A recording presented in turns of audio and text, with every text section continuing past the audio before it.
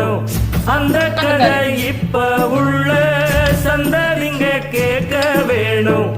நம்முயிர்க்கு மேலே மானமறியாதே மானம் இழந்தாலே வாழ தெரியாதே